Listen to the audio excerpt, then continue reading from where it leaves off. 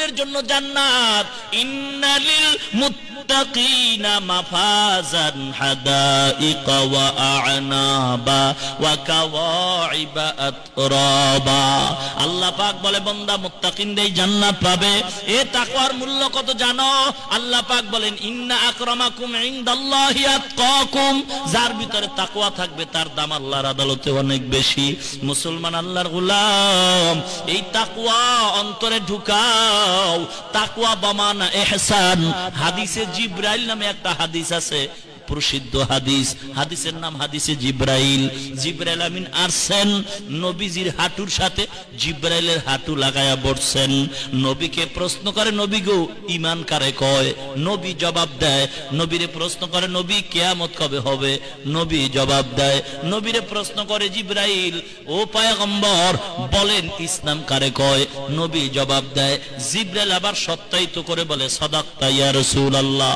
নবীজিকে একবার প্রশ্ন করে, ও পয়গম্বর ইহসান কাকে বলা হয়? আমার নবী জবাবে বলেন, আন তা'বুদাল্লাহা কাআন্নাকা তারাহু ফা ইন লাম তাকুন তারাহু ফা ইন্নাহু ইয়ারা। আসেনি হাদিসে? হুজুরেরা কি বলেন? পীর মুরিদি বলে জায়েজ নাই সামনে, তবে পীরের নামে ভণ্ডামি জায়েজ নাই, এটা তো ঠিক। কি গণ, এখন তো পীরের নামে সব ব্যবসা শুরু হয়ে গেছে। কি বলেন? আল্লাহ সবাইকে বুঝ দান করুন। দেখেন না, রাস্তার মোড়ে মোড়ে গেট, রাস্তার মোড়ে মোড়ে গেট, রাস্তার মোড়ে মোড়ে গেট। লক্ষ লক্ষ টাকা খরচ করে গেট করলো। খাঁটি আল্লাহওয়ালারা অপচয় খরচ করে না। এগুলি অপচয় নয়, কথা কন না কেন? এরপরও কি মানুষ পায়? এরপরও পায় না কেন? বলে আল্লাহ কবুল করতে হবে, আল্লাহ কবুল করতে হবে। আল্লাহ যদি কবুল না করেন, তুমি হাজারো গেট সাজাইতে পারো, টাকা যাবে, লোক আসবে না। ঠিক কি না? আল্লাহ যদি কবুল করে, গেট লাগে না, পোস্টার লাগে না, টিভির চ্যানেলে অ্যাড দেওয়া লাগে না।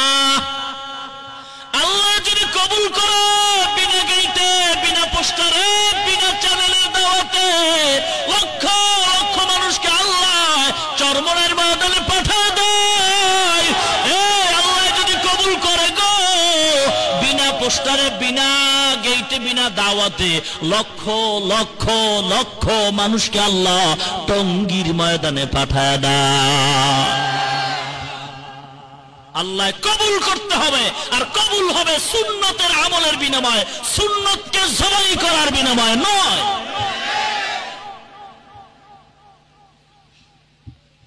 চেহারাটা ভাল্লুকের মতো, চুলগুলি এত লম্বা করছে, লেডিস ফেল। কি মারেফতের সম্রাট, আমগো দেশের কুখ্যাত সম্রাট, এগো চুলগুলি মহিলার চুলের চেয়েও লম্বা।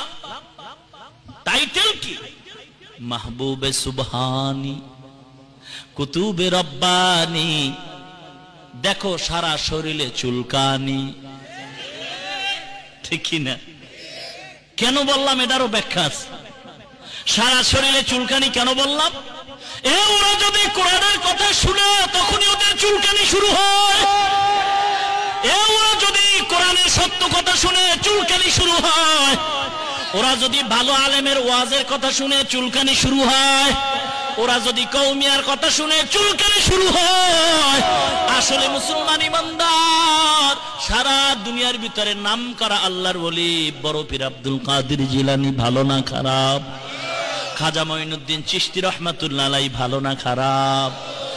শাহজালাল রহমাতুল্লাহ আলাইহি ভালো না খারাপ? তাদের নামে কোনো টাইটেল আছে নাকি? কেন নাই জানো?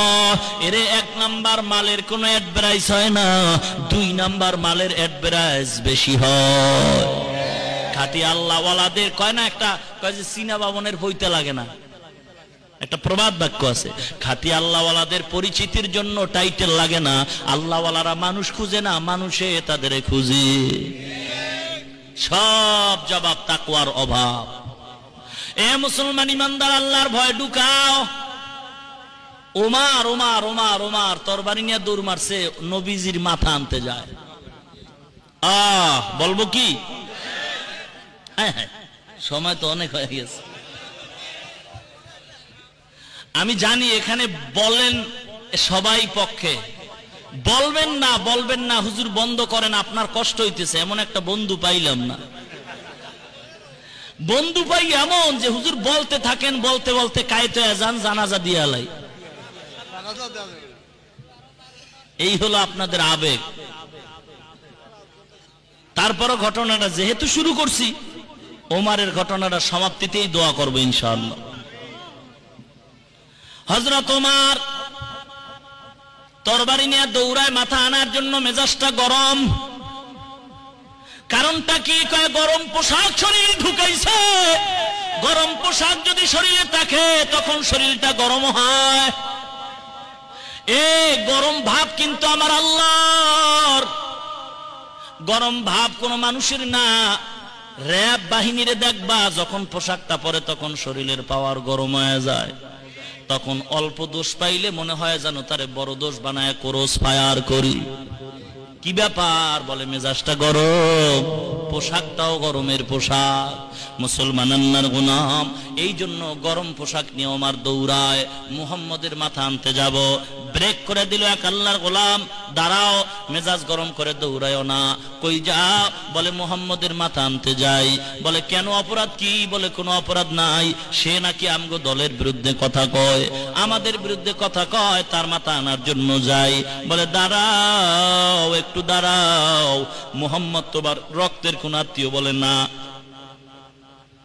তো রক্তের আত্মীয় না, এর জন্য এত পাগল হইছে? বেটা, তোর রক্তের যে বোন, এ তো মুহাম্মদের পাগল হইছে। তাই নাকি? বলে এইটার আগে সাইজ করে লই। হেদায়েতের চাবি ঘুরে গেল। মক্কায় আমার নবী দোয়া করে, আল্লাহ ওমরকে তুমি ইসলামের খাদেম বানায় দাও। ওমর এবার মুহাম্মদের গান বাদ দিয়া বোনের গানের পিছনে দৌড়ায়, বাড়িতে দৌড় মারছে। বাড়ির মধ্যে বোন আর ভগ্নিপতি আল্লাহর কালামের তেলাওয়াত করতেছিল। আরবের মানুষ ওমর আরবি ভাষা জানে, অর্থ বুঝে। বাড়ির দরওয়াজায় গিয়া ডাক দিছে, বোন তাড়াতাড়ি দরজাটা খুলে দাও।